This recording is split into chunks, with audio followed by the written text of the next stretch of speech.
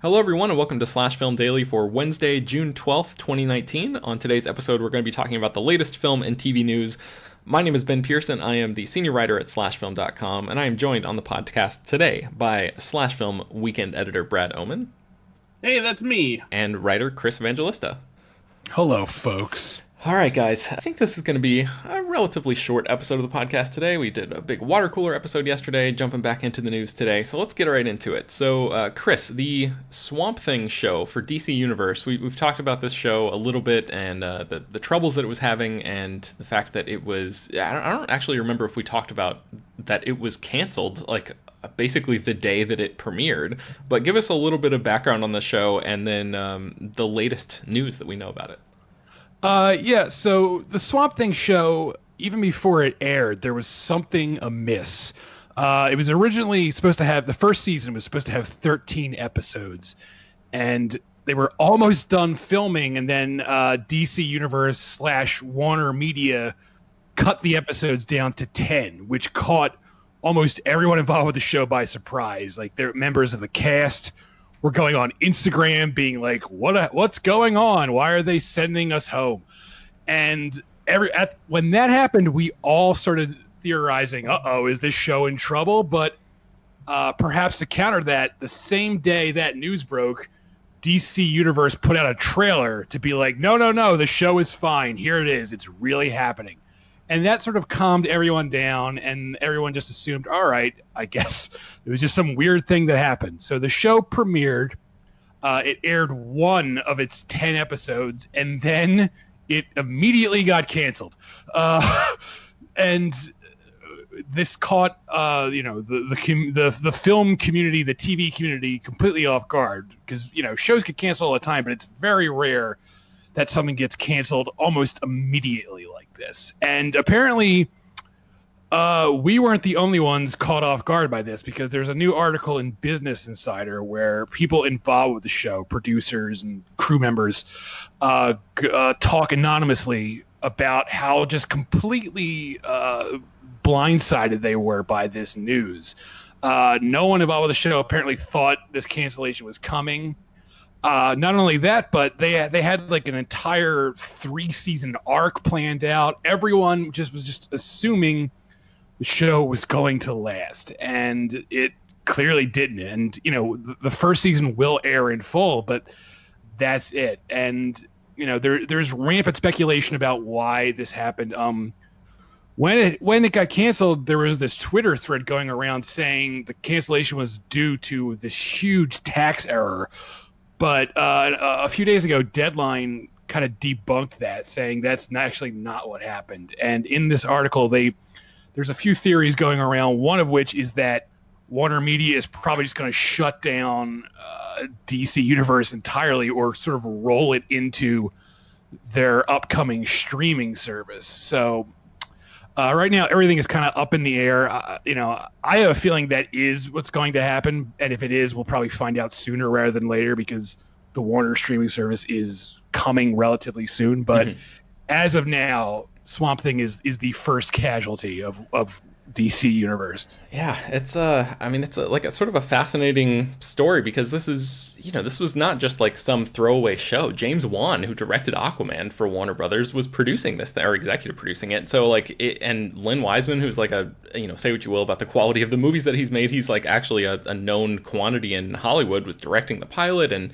there was like a lot of hype about this, and to see it just sort of collapse so spectacularly, I wonder if we're ever going to find out like the true story of what exactly went down here. But as you mentioned, I think the rest of the show's 10-episode first season will be released on DC Universe, and that's basically going to play out, I think, one episode a week until the finale on August 2nd. So if if you're still interested in watching Swamp Thing, even after all of these sort of behind the scenes troubles and knowing that the show has been canceled, you can check it out there. Brad, I'm interested, as somebody who covers the superhero beat regularly for Slash Film, the idea of a Swamp Thing show potentially leading into a Justice League Dark team-up show, is that, we've talked a little bit about a potential Justice League Dark movie that has never actually come to fruition, but has been bandied about for many, many years. Is that something,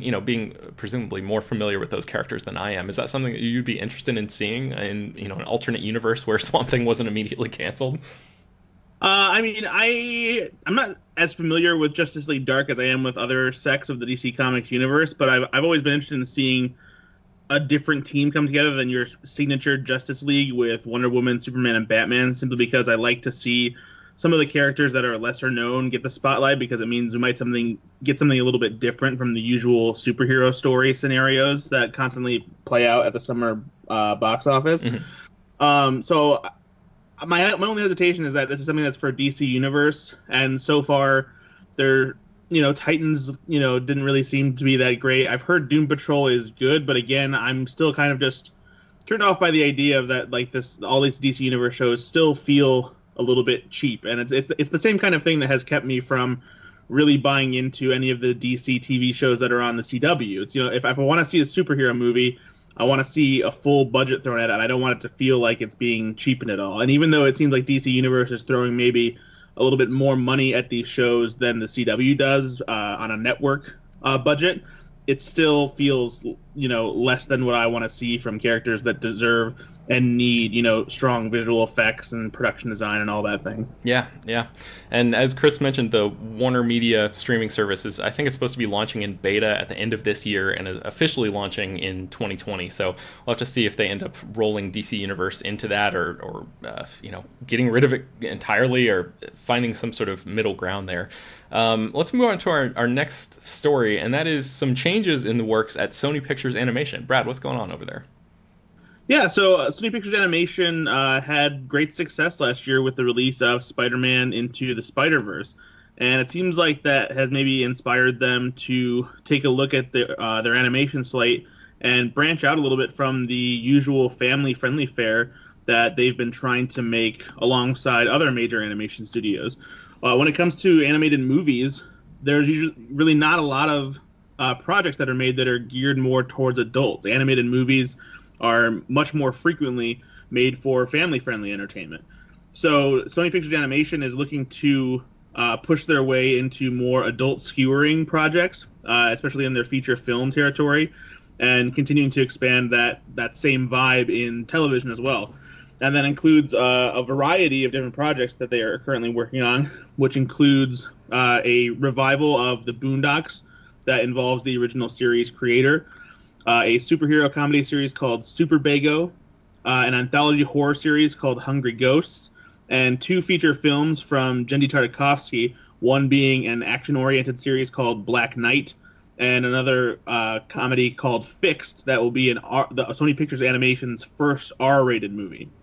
So, Brad, you wrote a whole piece on Slash Film. I'll link to this in the show notes so people can actually go through and read sort of breakdowns about all of these different projects. But instead of breaking them down one by one, just give me like the 2 that you're most interested in and why you think that's a significant thing for Sony Pictures. For me, I'm all about the 2 animated features from Jendy Tartakovsky, simply because I think he is one of the most brilliant minds working in animation today. He's delivered things that I loved in my childhood, like Dexter's Laboratory, cool projects that gear more towards adults, like Samurai Jack, and he's got this unique visual sensibility, and he doesn't stay, in one lane. He does a wide variety of things, from comedies that are geared towards kids. He's also responsible for Hotel Transylvania, to much more mature subject matter. Samurai Jack is a very bloody, action-oriented series that is not meant for kids. And so seeing him do a variety of animated projects is really exciting to me. Black Knight seems like it's kind of in line with Samurai Jack's style. It's supposed to follow a highly skilled and loyal knight who, after failing to protect his king, must transform into the Black Knight to save his kingdom. It says it involves ninja action. And then Fixed is something completely different. It's a comedy about a dog who is in love with the show dog next door and suddenly learns he's going to get neutered the next morning. So he decides to go out for one last night with his best friends before he loses his balls. So, and that sounds like right in line with some of the R-rated comedies Sony has done before, especially after doing Sausage Party, which even though that was a Sony movie, that was not a Sony Pictures Animation movie. Interesting. Yeah, that was the Sausage Party was the first thing that came to mind there. I forgot that that wasn't a Sony Pictures Animation project. So, yeah, it's sort of interesting. I mean, especially with seemingly all of the other major studios just staying in the lane of mostly using animation to create projects that are aimed at kids. For Sony to be interested in sort of diversifying in this way, yeah, I hope it pays off for them because I feel like there's a big opportunity there for creating tons of cool animated stuff that is not just, things that parents can take their kids to get out of the heat during the summer for a while. Yeah, and along with that too, one of the other things that Sony is doing is they're trying to diversify internationally. One of the things they're doing is they just recently teamed up with Tencent, which is a Chinese production company, and they're helping to produce their forthcoming movie that's called Wish Dragon, which Jackie Chan is producing. And that's more along the lines of the traditional kind of family-friendly animated fare. But apparently that's supposed to be just the beginning of a big initiative to start working with a lot more international filmmakers and talents. Apparently that right now they're developing projects with people from China, Korea, India, Indonesia, Zimbabwe, South Africa, Spain, France, Mexico, Colombia, and Brazil. So they're really trying to expand their appeal as far as projects that aren't just made for American audiences, but for a global audience. Interesting. Okay. Yeah, that also seems like a big deal considering how I don't know laser focused a lot of these other animation studios are. So we'll have to keep an eye on that. In the meantime, let's talk a little bit about Russian Doll. This is the Netflix show. When we talked earlier on the podcast about the pieces of entertainment that we have liked the most from 2019, this was on my list. This Netflix series, it's an 8-episode show that stars Natasha Lyonne. It is terrific, and I would highly encourage anybody to watch it. I'm not going to spoil the events of season 1, but yesterday afternoon, season 2 was officially confirmed, and that is going to be, going into production sometime soon for Netflix. So we don't have a release date about when that's exactly going to hit yet. I assume sometime in next year, sometime 2020, because I think the first season of Russian Doll came out in February of this year, so I imagine it'll probably be around that same time or maybe a bit later. But the thing about this, and again, I'm not going to spoil the show, but the first season for me sort of works really perfectly. When I was watching the first season and it came to an end, I was very satisfied and thought, like, that is a spectacular one and done show. And I didn't realize that Natasha Lyonne, Leslie Headland, who directed several of the episodes and co-created the show with her, and Amy Poehler, who is also a co-creator of the show, originally envisioned this as a 3-season show. I had no idea about that until I was doing research for this story. And so there isn't really much information out there about what exactly season 2 is going to be like, or which characters it's going to follow, or anything like that. So Chris, I'm curious for you, you've also seen Russian Doll, and I'm just wondering if you are sort of trepidatious about the idea of a second season, or if you trust that the creative minds behind the show, since this was originally envisioned as a 3-season thing, that they know what they're doing. What are you thinking about Russian Doll season 2? Yeah, I'm sort of right there with you.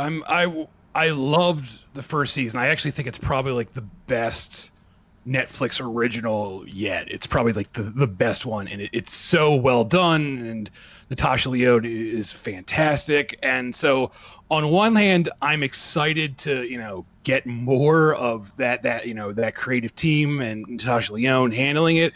On the other hand, the first season seems so self-contained and ends in such a unique way that I don't really know what else you can do about it. But I'm also not in charge of the show, so I trust that they know what they're doing. They have a plan, and they'll deliver something great again. And yeah, I mean, I'm looking forward to just to spend more time in this world, I guess I can say. Certainly. So if you've seen the show and you don't really care as much about spoilers and you can read between the lines, even the article that I wrote doesn't really spoil anything, but I would encourage you to read that because there are some quotes in there from Natasha Lyonne and I think Leslie Headland as well, talking about some of the vague notions they've had about season 2. So I'll link to that in the show notes. Chris, tell us about another Netflix project, The Division.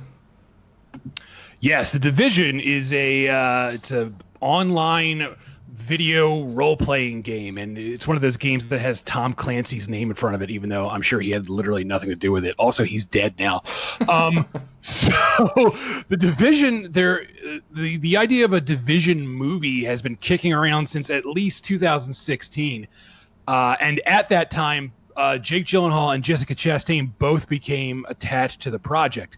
However, 2016 was also the year that the Assassin's Creed movie came out, and both Assassin's Creed and The Division are games from Ubisoft. Is that how you say it, Ubisoft? I think so. I'm going to assume that's correct. And as we all know, that didn't turn out so well. The Assassin's Creed movie, was essentially dumped sort of at the end of the year, and it bombed, and no one liked it. And that sort of put the kibosh on this whole project, and there has been sort of no movement on it since 2016. And a lot of people were just assuming, well, that's probably dead. But no, it's not dead. It's alive and well, and it's going to be on Netflix. And even though, again, they were attached back in 2016, both Jake Gyllenhaal and Jessica Chastain are still involved, and they're going to be in it, and they're going to produce it. And David Leitch, the director of Deadpool 2 and the upcoming Hobbs and Shaw, and he's like the uncredited director on the first John Wick, is directing the film. So this is a pretty impressive lineup for a Netflix movie, and it'll be interesting to see how this turns out, because as we all know, video game movies have not really done well in theaters. So maybe if this works, this will be like everyone's going to catch on and be like, all right, this is where our video game movies have to go. They have to go to streaming. That was the point that I was going to make, so I think you've said it better than I could right there. Brad, do you have any thoughts about this? Like maybe even about this game or this property or these people being involved, and also the idea of maybe Netflix sort of stepping up and becoming like the home for this type of adaptation? I mean, I like the roster of people involved for a project like this, but like Chris said, video game movies haven't really done well. And that doesn't just mean box office dollars, but that means critically as well. There hasn't really been a really great video game movie. Maybe the best one is probably Detective Pikachu now. But even that wasn't something that was like a showstopper. It was a fun movie, sure, but it remains to be seen whether or not anybody can make a fantastic film out of a video game. So whether it's on Netflix or in theaters or playing on a screen in a porta potty, the movie still has to be good, for anyone to want to watch it. All right, and let's move on to our last news story of the day, and that is a Dune TV series is coming. Chris, what is going on here? So not only is there a Dune movie being made with director Denis Villeneuve. I can't say his name. What is it? I think that's right. Villeneuve. All right, yeah. Denis Villeneuve. Let's say that's right. He's making a huge Dune movie with a huge, impressive cast, and apparently Warner Brothers and Legendary are going all in on this Dune idea, because they're also making a Dune TV show called Dune: The Sisterhood, and he's also going to direct the pilot episode. So this is a kind of a big deal, because this doesn't happen that often. Other studios and other productions have been trying to do stuff like this. At one point, the adaptation of The Dark Tower, the Stephen King series, was going to be both a movie and a TV show that were connected. And while there is still going to be a Dark Tower TV show on Amazon, it's going to have nothing to do with the movie because the movie bombed.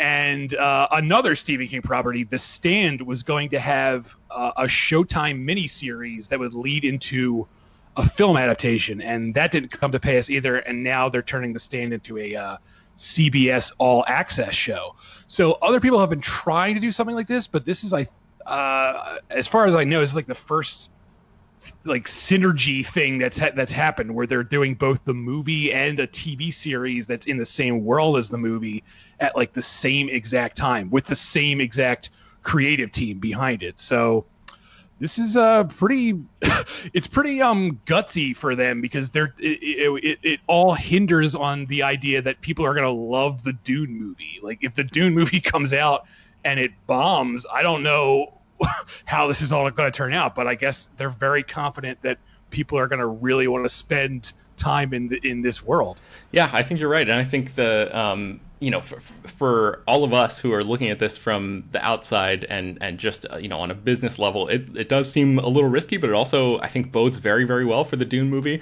And a voice that you may have heard in the background of this episode is slash film writer Hoai-Tran, who we've brought on to talk about this because she's the only one of us on this podcast episode anyway who's actually read the book. So HT, welcome. Hi. Oh, yeah, I spoiled my coming onto the podcast by laughing earlier. So as somebody who has read the book, and actually let me read really quickly what the premise of Dune the Sisterhood, this TV show, is supposed to be about. It says, according to The Hollywood Reporter, it explores the future through the eyes of a mysterious order of women, the Bene Gesserit. Given abilities by their mastery of the body and the mind, the Bene Gesserit expertly weave through the feudal politics and intrigue of the Imperium, pursuing plans of their own that will ultimately lead them to the enigmatic planet Arrakis, known to its inhabitants as Dune. So, HT, as somebody who has read the book and has a little bit more understanding of this bizarre world that was originally created by Frank Herbert, what do you think about this idea of a TV spin-off, and do you think that these characters are maybe the best ones to follow in a spin-off? I'm intrigued. Well, this world is incredibly rich, and even having read the book, just the first one, I still don't have quite a grasp on the really complex and dense mythology of the series. I had to actually brush up a little bit I remember who the Bene Gesserit are because they have a really prominent place in the first book, at least, but just kind of brush up on their power and impact on the story and the world at large. But the Bene Gesserit, like you said, they're an order of women, and they kind of are this mystical community that tap into the more telepathic and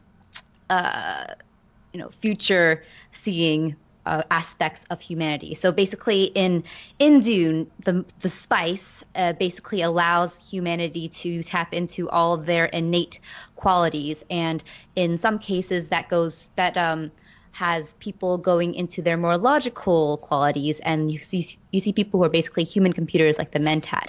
But the Bene Gesserit, who are all exclusively women, decide to go in the more mystical path, and they are thus kind of this truth-saying, truth-seeing type of order who have plans of their own. And Rebecca Ferguson's character in Dune, Jessica, is actually a Bene Gesserit. She was raised in this sort of commune to be one of them. And when they breed, when they have the offspring, they're supposed to have only women to continue that line of them, but she actually defies their orders and has a son, which is Timothée Chalamet's character, Paul. So I am interested to see what they will do with this series. I do think it's a very rich story, and like the idea of having a female-led series set in the world of Dune is really interesting. The mythology, again, is kind of always the obstacle when it comes to anything Dune, but having something that is very unusual for a fantasy series in which you have like mostly female characters would be really cool. I think for me personally, I would have liked to see the Freemen have their own show. They're the sort of native dwellers of planet Arrakis, and they are kind of the characters who are more coded as people of color, and they are living in this desert planet with and are kind of like the lower community of that planet. So that would really be interesting and have much more action. I feel like this one is a little bit more cerebral, but I would be interested to see like where they take it. I feel like it'd be a lot of political intrigue and scheming, and perhaps some more of the fantastical elements of the story. Like I said, they kind of have the more mystical powers. They're compared a lot to witches, which I kind of feel like is the closest parallel between them. So it's kind of just like a show about witches, which would be cool. Mm-hmm. Yeah, when I was at the, I think it was the press conference for Guardians of the Galaxy Volume 2, somebody asked Zoe Saldana what other sci-fi franchise she might be interested in, because she's been in like I think 3 major sci-fi movie franchises so far, and she instantly was just like, Dune, I want to play like a member of the Bene Gesserit. So Oh, yeah. that might be a cool opportunity for her to, because obviously she's not in the cast of the movie, or I guess they're talking about splitting this into 2 movies. And as far as we know, she hasn't been attached to that yet. But this show seems like it could be an opportunity for Villeneuve to bring somebody else like that in there, and maybe you're talking about the mythology potentially being like an obstacle for people, but maybe with huge name brand people, maybe they can get Rebecca Ferguson to be in this. I don't know like the fate of her character, or how she would maybe intertwine into a spin-off show like this, but grabbing somebody like Zoe Saldana would be pretty cool, and it seems like she's been passionate about that property for a long time. So hopefully those people can get together in the same room and try to figure something out there. But Brad, what do you think? You've been silent about all this stuff. Are you looking forward to the Dune movie? Are you interested in this spinoff at all? Yeah, I mean, Dune is something that has kind of evaded my pop culture awareness for a while. I'm aware that this classic novel and how big of a deal it is to sci-fi nerds and things like that, but it's something that I haven't been necessarily compelled to read or learn much about. But because of the talent involved, I will most certainly see the movie, and will probably just reserve any judgment that I have until I get a chance to see it, because I'm kind of just an outsider looking in. Yep. All right, well, yeah, the movie comes out on November 20th, 2020, and I don't think we have any sort of release date about when Dune: The Sisterhood, the TV show, is supposed to be coming out, but we'll definitely keep you guys posted on all that as we come through. So thanks for dropping by and dropping some knowledge on us, HT. No problem. All right, you can find more about all of the stories that we mentioned on today's show at slashfilm.com and linked inside the show notes. Slash Film Daily is published every weekday, bringing you the most exciting news from the world of movies and TV, as well as deeper dives into the great features you can find on the site. You can subscribe to the show on iTunes, Google Podcasts, Overcast, Spotify, all the popular podcast apps. You can also send your feedback, questions, comments, and concerns to us at peter@slashfilm.com, and make sure to leave your name and general geographic location in case we mention your email on the air. And also don't forget to rate and review the podcast on iTunes. Tell your friends, spread the word. Thanks for listening, everybody. We'll talk to you tomorrow.